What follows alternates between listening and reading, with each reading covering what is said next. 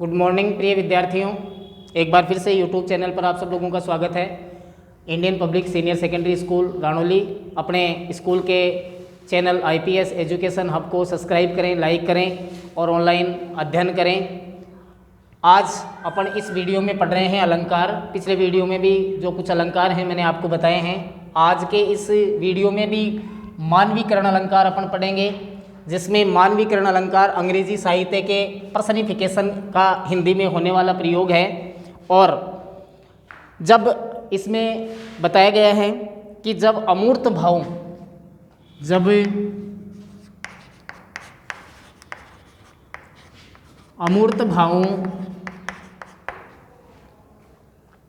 अथवा जड़ वस्तुओं में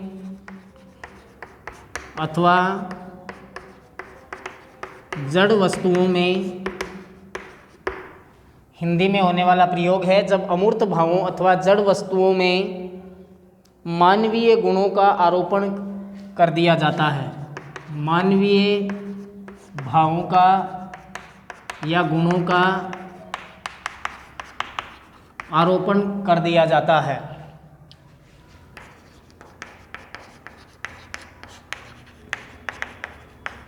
आरोपण कर दिया जाता है। मानवीय गुणों का या भावों का आरोपण कर दिया जाता है तो मानवीकरण अलंकार होता है। तो मानवीकरण अलंकार होता है। जड़ वस्तुओं में मानवीय भावों या गुणों का आरोपण कर दिया जाता है तो मानवीकरण अलंकार होता है। मानवीकरण में प्रकृति को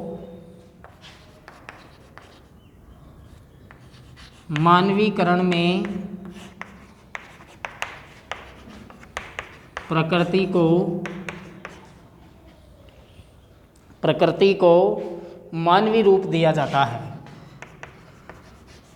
मानवीय रूप दिया जाता है।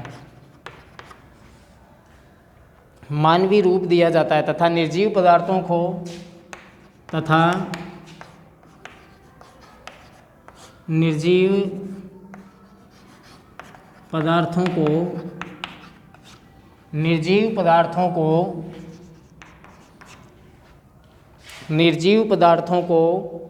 मनुष्य की तरह काम करते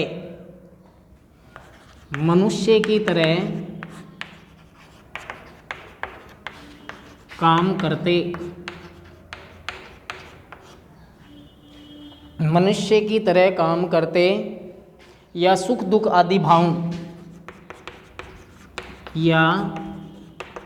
दुख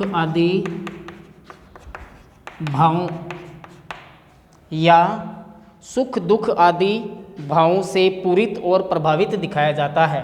भावों से पूरित या प्रभावित दिखाया जाता है। प्रभावित दिखाया जाता है। तो इस प्रकार से यह आपका मानवीकरण अलंकार है। इसके अंदर आपको विशेष तौर से ध्यान रखना है कि जब अमूर्त भाव या जड़ वस्तुओं में मानवीय भाव या गुणों का आरोपण किया जाए वहाँ पर मानवीकरण अलंकार है। और यहाँ पर प्रकृति को एक पूरी तरह से मानवीय रूप दिया जाता है, यानी निर्जीव पदार्थों को मनुष्य की तरह काम करते हुए दिखाया जाता है। सुख दुख आदि भावों को उसमें प्रभावित किया जाता है। तो ये मानवीकरण अलंकार है। जैसे इसका उदाहरण अपन यहाँ पर पढ़ेंगे। परिभाषा उतारने के बाद आप उदाहरण की ओर ध्यान दें। मैं यहाँ पर जो है बोर्ड से इसको मिटा रहा हूँ, लेकिन आप वीडियो को रोक करके इसको देख सकते हैं अच्छी तरह से और लिख सकते हैं, याद कर सकते हैं। अब मैं मानवीकरण अलंकार का आपको उदाहरण बताऊँगा जो आप पढ़ें और लिखें। मानवीकरण अलंकार जिसका उदाहरण अपन यहाँ पर पढ़ रहे हैं। मानवीकरण अलंकार का उदाहरण है दिवसावसान।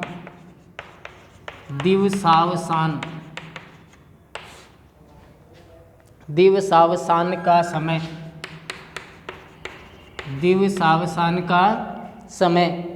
मेघ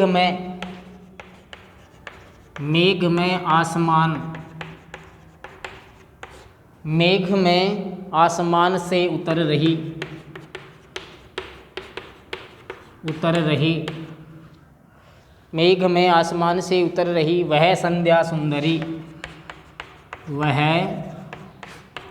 संध्या सुंदरी। परीसी, परीसी, धीरे धीरे धीरे, धीरे धीरे धीरे। ये यहाँ संध्या काल जो है उसको एक एक कदम रख करके आसमान से धरती पर उतरती हुई एक सुंदरी बताने के कारण से यहाँ पर मानवीकरण अलंकार है। पूरी तरह से मैं आपको बता दूं, दिवसावसान का समय, संध्या का समय, मेघ में आसमान से उतरी। आसमान से जब संध्या का समय होता है तो आसमान बादलों से छा जाता है, अंधेरा होने लगता है और संध्या सुंदरी ऐसा प्रतीत होता है जैसे आसमान से बादलों से एक परी की तरह धीरे धीरे एक एक कदम बढ़ाती हुई नीचे उतर रही है, धरती पर उतर रही है।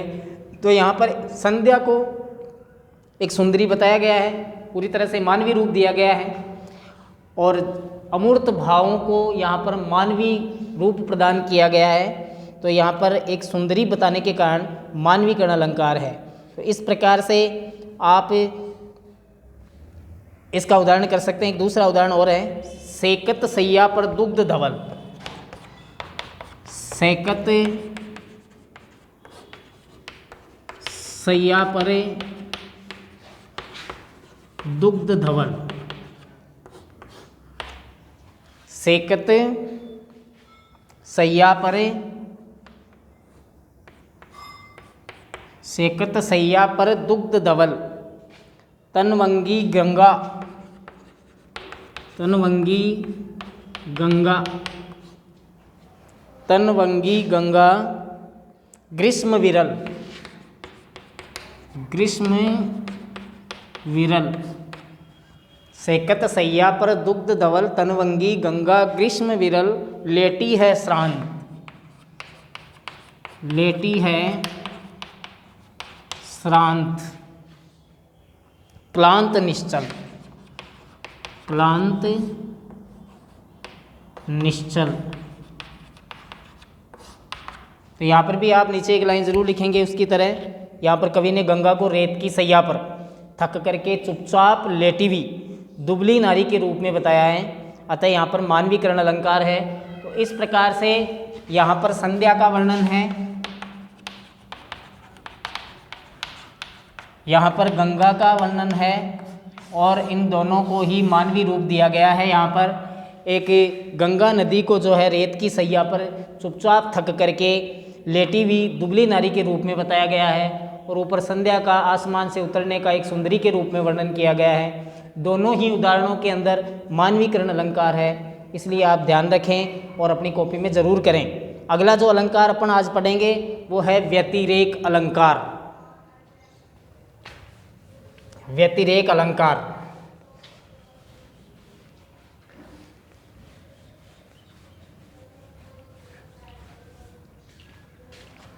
व्यतिरेक अलंकार।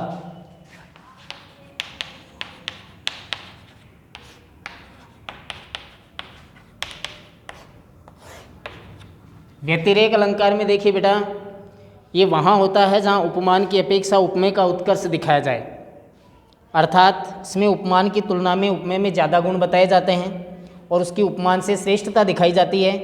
उपमेय की उपमान से श्रेष्ठता का आधार उसमें ज़्यादा विशेषताओं का होना होता है। प्रतीप अलंकार में उपमेय की तुलना पर अधिक जोर देता है, जिसके गुण के संबंध में उपमेय उपमान में जैसे चंद्रमा की कांति से सीता की मुख कांति अधिक सुंदर बताई गई। लेकिन व्यतिरेक अलंकार जो है इसके अंदर उपमेय में उपमान से ज़्यादा गुण या विशेषता बता करके उपमेय को श्रेष्ठ सिद्ध किया जाता है और इसमें तुलना का भाव नहीं होता। व्यतिरेक अलंकार इस प्रकार का होता है कि उपमान की अपेक्षा उपमेय का उत्कर्ष यहाँ पर दिखाया जाता है। जैसे आप लिखें सबसे पहले इसकी परिभाषा, व्यतिरेक अलंकार वहाँ होता है,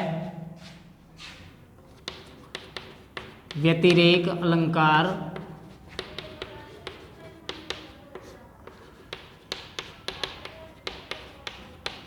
वहाँ होता है जहाँ उपमान की अपेक्षा,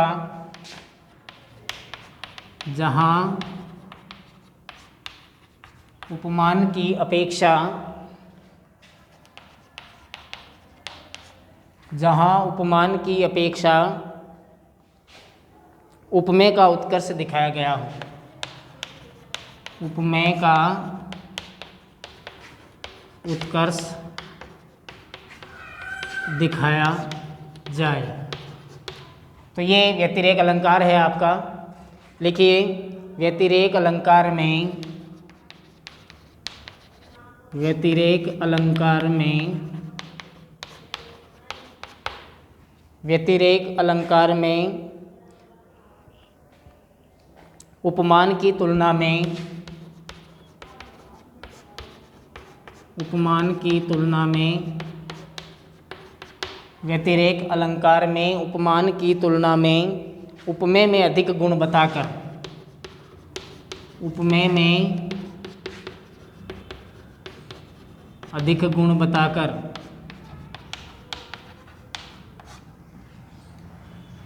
उपमान की तुलना में उपमेय में अधिक गुण बताकर उसकी उपमान से श्रेष्ठता प्रकट की जाती है,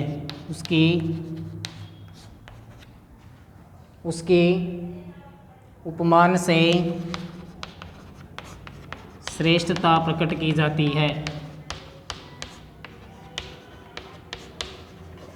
प्रकट की जाती है। उपमेय की उपमान से श्रेष्ठता का आधार, उपमेय की उपमान से श्रेष्ठता का आधार, श्रेष्ठता का आधार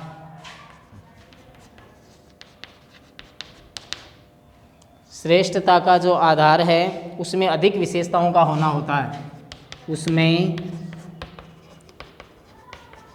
अधिक विशेषताओं का होना होता है।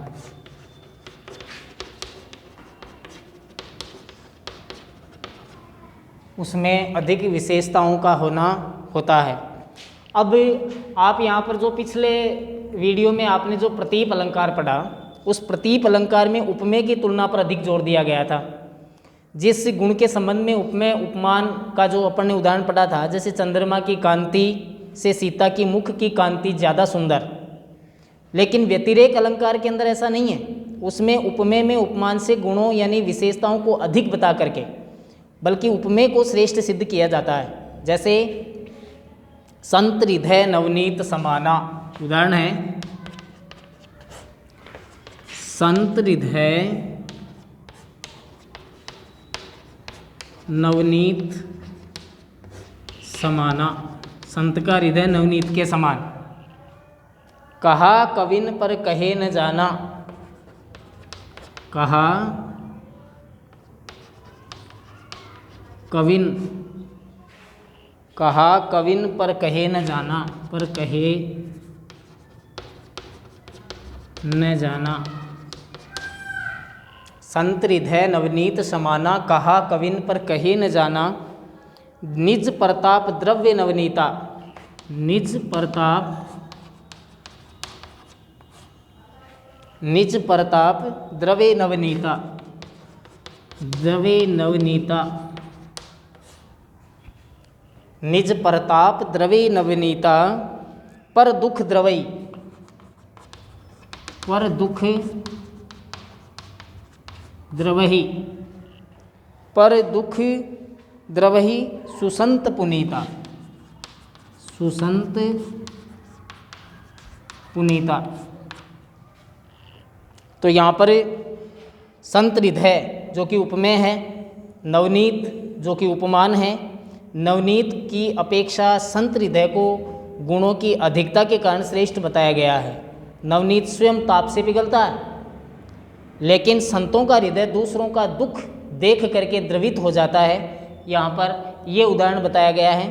तो यहाँ पर उपमेय को उपमान से ज़्यादा श्रेष्ठ बताया गया है, नवनीत को संत हृदय से ज़्यादा गुण मतलब बता करके यहाँ पर और समझाया गया है। दूसरा है उदाहरण आपका यही, आप एक बार इस उदाहरण को मैं यहाँ से मिटा रहा हूँ, दूसरा उदाहरण भी लिखें, पहला भी लिखें। यहाँ पर एक चीज़ तो है संत हृदय और एक है नवनीत। संतों का हृदय दूसरों के दुख से पिघलता है और नवनीत जो है वो सूर्य के ताप से पिघलता है। तो यहाँ पर उपमेय को श्रेष्ठ बताया गया है। दूसरा जो उदाहरण है आप लिखें, जो आपके परीक्षा की दृष्टि से महत्वपूर्ण है, आपको याद भी करना है और यही लिखना है। व्यतिरेक का उदाहरण भी जब आए परीक्षा में, शरद चंद्र की कोई समता, शरद चंद्र की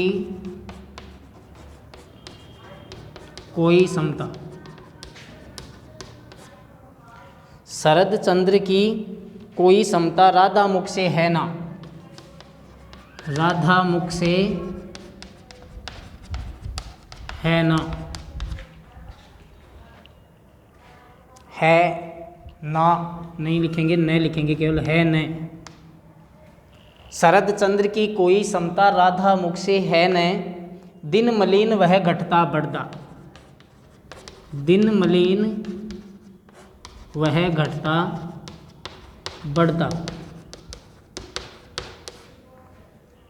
दिन मलिन वह घटता बढ़ता, यह विकसित दिन रेन, यह विकसित दिन रेन।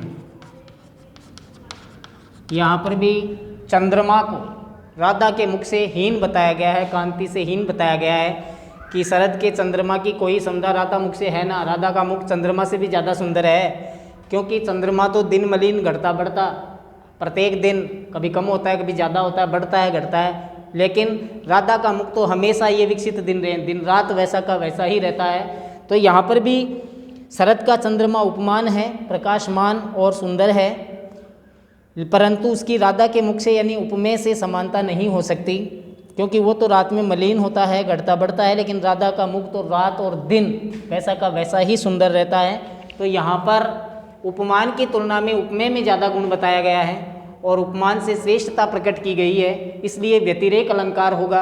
आप इसको अपनी कॉपी में लिखें और पढ़ें। और आपका आज एक अंतिम और अलंकार बचा है शेष, समासोक्ति अलंकार, जो थोड़ा मुश्किल और कठिन जरूर है समझने में, लेकिन आप परिभाषा और उदाहरण केवल उसका याद कर लें। एग्ज़ाम में आने पर उसको आप लिखें और अपने जो है अलंकार के 4 नंबर प्राप्त करें।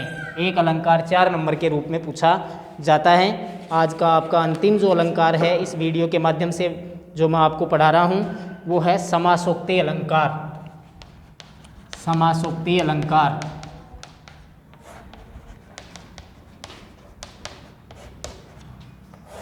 अंतिम अलंकार है समासोक्ति अलंकार, जिसकी एक संस्कृत में परिभाषा है बेटा, परोक्ति। संस्कृत में परिभाषा है इसकी परोक्ति भेद के, परोक्ति भेद के श्लिष्ट समासोक्ति, श्लिष्ट समासोक्ति, ये इसकी परिभाषा है। परोक्ति भेद के श्लिष्ट समासोक्ति, अर्थात समासोक्ति अलंकार उसे कहते हैं जिसे श्लिष्ट प्रकृत और अप्रकृत दोनों अर्थों में असंगत विशेषणों की प्रोक्ति यानी बोधकता कहा जाए। परिभाषा लिखिए, समासोक्ति अलंकार उसे कहते हैं, समासोक्ति अलंकार उसे कहते हैं, समासोक्ति अलंकार उसे कहते हैं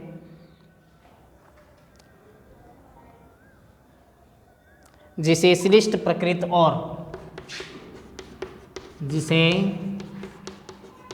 श्लिष्ट प्रकृत और श्लिष्ट प्रकृत और अप्रकृत दोनों अर्थों में, अप्रकृत दोनों अर्थों में समासोक्ति अलंकार उसे कहते हैं जिसे श्लिष्ट प्रकृत और अप्रकृत दोनों अर्थों में असंगत विशेषणों की, असंगत विशेषणों की, असंगत विशेषणों की परोक्ति अर्थात बोधकता कहा जाता है। परोक्ति अर्थात बोधकता कहा जाता है, अर्थात बोधकता कहा जाता है। उदाहरण देखिए, इसका उदाहरण लिखिए आप। बाहूं तुम्हारी छूकर, बाहूं तुम्हारी छूकर, बाहूं तुम्हारी छूकर भर उठती थी जो उल्लास से, भर उठती थी जो उल्लास से, बाहु तुम्हारी छूकर भर उठती थी जो उल्लास से, दुर्बल हत सौंदर्य, दुर्बल हत जो हत सौंदर्य, दुर्बल जो हत सौंदर्य, दुर्बल जो हत सौंदर्य, दुर्बल हत सौंदर्य, जय श्री है तव चीर, जय श्री है तव चीर, जय श्री है तव चीर वियोग के त्रास से, चीर वियोग के त्रास से, चीर वियोग के त्रास से। तो यहाँ पर बेटा दुर्बल हत सौंदर्य जय श्री है तव चर वियोग के त्रास से, परोक्ति भेद के श्लिष्ट समासोक्ति, अर्थात समासोक्ति अलंकार से कहते हैं जिसे श्लिष्ट प्रकृत और अप्रकृत दोनों अर्थों में असंगत विशेषणों की प्रोक्ति या बोधकता कहा जाता है। यहाँ पर समासोक्ति अलंकार का मतलब है बेटा जहाँ पर प्रकृति के निर्जीव और सजीव दोनों भावों को एक साथ समझाया जाए और उनमें कुछ विशेषताओं का होना बताया जाए, दोनों की सेम विशेषताओं का वर्णन किया जाए, तो वहाँ पर समासोक्ति अलंकार है। जैसे बाहु तुम्हारी छूकर भर उठती थी उल्लास से, बाहु तुम्हारी छूकर भर उठती थी जो उल्लास से, दुर्बल हत सौंदर्य जय श्री तव चीर वियोग के त्रास से, अपने प्रियतम की बाहें छूकर के जो उल्लास जो प्रसन्नता मन में होती है, जब वो दूर चला जाता है छोड़ करके, तो वो नारी कमज़ोर और अपने सौंदर्य की जो मूर्ति है अपने पति के वियोग के कारण से बार बार जो है उसको पुकारती है, चिल्लाती है। और इस प्रकार यहाँ पर वियोग और प्रसन्नता दोनों प्रकृत और अप्रकृत दोनों को असंगत विशेषताओं से जोड़ते हुए समझाया गया है। तो यहाँ पर समासोक्ति अलंकार है। इस प्रकार आज के इस वीडियो में आपका जो अलंकार का चैप्टर है वो मैंने कंप्लीट कर दिया है। 3 चैप्टर आपके पूरे हो चुके हैं। एक तो आपके सबसे पहले काव्य गुणदोष, उसके बाद में आपके छंद और आज जो अलंकार है वो इन सारे वीडियो के माध्यम से तीनों चैप्टर मैंने कंप्लीट कर दिए हैं। अगले जो हैं लेसन शुरू किए जाएंगे।